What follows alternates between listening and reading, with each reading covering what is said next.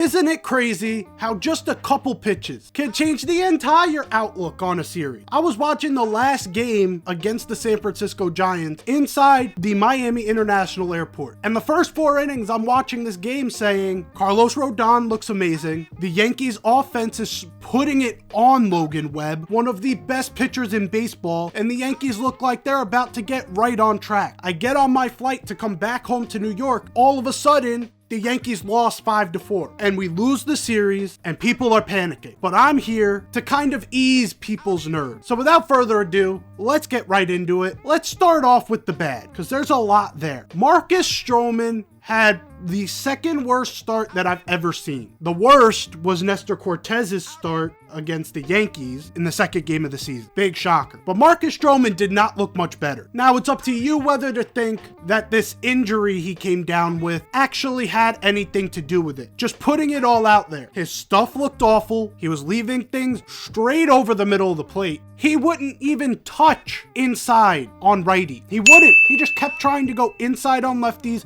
away on righties. Bang, bang, bang. It was every single pitch. Switch it up. Jam a righty one time. Make a lefty swing and miss. I don't know, do something different. After the first 3 batters get on and it's officially a 3-0 game before you get a fucking out, there should be some talk about maybe we need to adjust a little bit. Maybe there needs to be a little bit of a different game plan here. But he never adjusted. All 40-something pitches he threw in the first 2/3 of an inning were all away to righties in on lefties, either barely missing the zone or going right over the heart of the plate. There was zero in between with Marcus Stroman, and he kind of killed the vibe for the entire game. This is where I love to bring up momentum, because no, I don't think Robbie Ray is a pitcher that probably would lock down this Yankees offense had this Yankees offense had some momentum, had this Yankees offense not had the letdown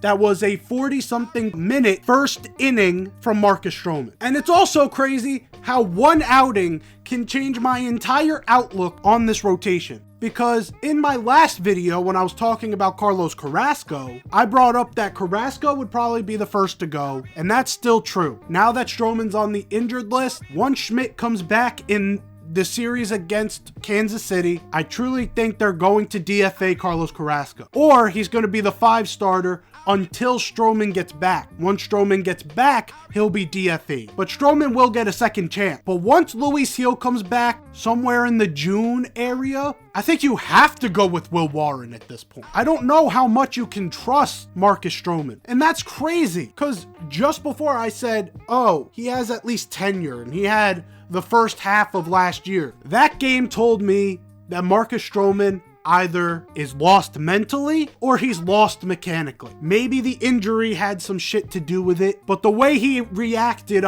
allegedly in the clubhouse after that tells me that there's something mental going on. When he just sprinted out of the clubhouse and yelled out, I'm still a starter, I'm still a starter. There's some mental hurdles he's gotta go over before he gets back to first half of 2024 Marcus Stroman. I don't know if that guy is there anymore. And Will Warren at least has room to grow, and we saw it in this series. Great on Saturday. I just don't see a world where having a non-mentally prepared Marcus Stroman and an old as dirt Carlos Carrasco is going to help this team succeed. So happy that Clark Schmidt is finally coming back in this series. That means one of the two are gone once Stroman comes back. And then when Luis Gil comes back, now the rotation looks okay. But that Marcus Stroman start was pitiful, and it was bad. I don't even want to talk about the offense. Game didn't even go the whole way because of the rain. I think that was a good job by Boone to basically beg the umpires to call it so that he didn't waste out his bullpen, because Marcus Stroman made that game basically a waste of time. Heading into game 2, Cody Bellinger was able to get off of his schneid. He hits a triple. He scores. It's 1-0. After the Yankees get 2 in that inning, the San Francisco Giants immediately tie it up. But once the 5th inning hit, Bellinger with another hit. Goldschmidt stays absolutely scorching hot. Volpe sacrifice fly. Jason Dominguez is able to do some pretty smart hitting for a rookie. Able to take the ball the other way and score 2. Score 5 runs in that inning. The Yankees never looked back. And like I brought up earlier, Will Warren looked great. And to me, I think he earned himself a spot in this rotation until there's other reinforcement. When Will Warren is pitching like that, and look, I know he had a little bit of a rough first inning, but after that, he started to coast. And he was going up against an offense that has been on fire. That was an amazing game by Will Warren. And that was also good length, especially after Stroman gave 2/3 of an inning. Even just the 5 innings he gave felt like a great outing. 6 Ks, 2 walks, only 2 runs.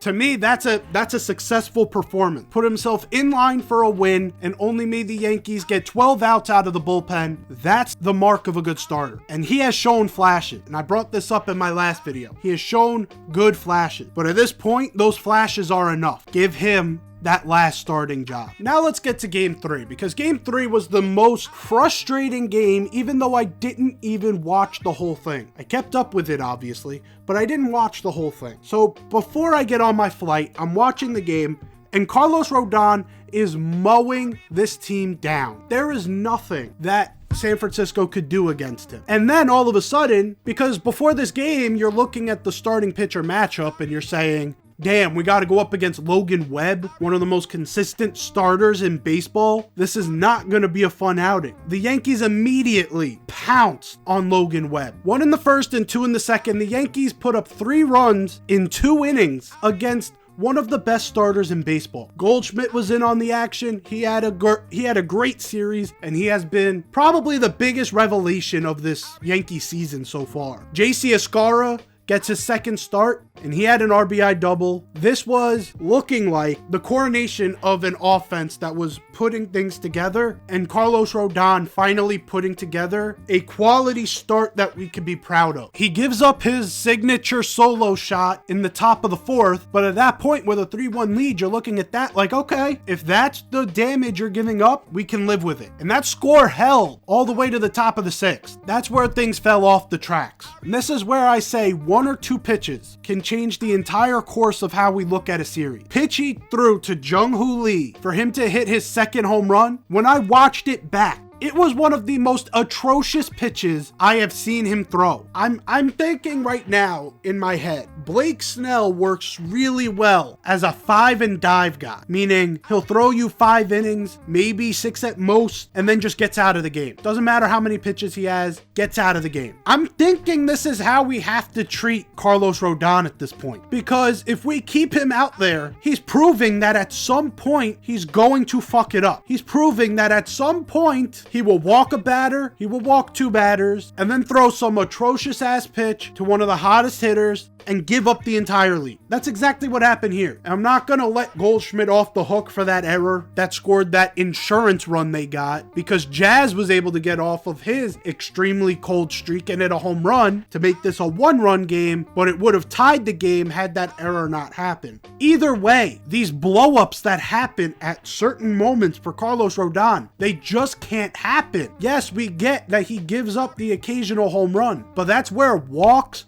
cannot be a part of his game. He has to know that he is a pitcher that has this volatility. Multiple walks in an inning is unacceptable because we know there's risk there. But here's where I'm going to leave off with some encouragement. The Yankees in 2009 finished the month of April with a record of 12 and 10. 12 and 10. 2 games above 500. Right now, the Yankees are 8 and 7. Moral of this story is it's early. It is extremely early, and there is enough time for the Yankees to put this together and go on a good run. We can't panic yet, because if we panic now, the stress levels will not let us reach game 162. And I still think this team is going to be good. This is still going to be a pretty fun season. I know it's hard because I'm even bringing it up. There's some easy holes and there's some easy fixes that have to be made in order for this team to be great. And some of those changes take time. Luis Gil coming back from his injury. It's going to take time. Clark Schmidt coming back from his injury now, but it took time. It's going to take a little time to fix some of these issues that the Yankees have in their rotation. It's going to take a little time for Devin Williams to figure it out fully. It's a full 162 game season. You can't jump off a cliff because of 15 games. But hopefully you enjoyed this video. We are now hosting the Kansas City Royals. Good pitching coming into town. Hopefully the Yankees offense, especially after the last couple days putting up some good run totals, that they're able to keep that up. Carlos Carrasco's pitching again, even though I wanted them not to. Hopefully he could at least give more length than what Marcus Stroman gave. Like the video if you enjoyed. Subscribe if you're new. Until next time, I'm out of here. Take care and peace.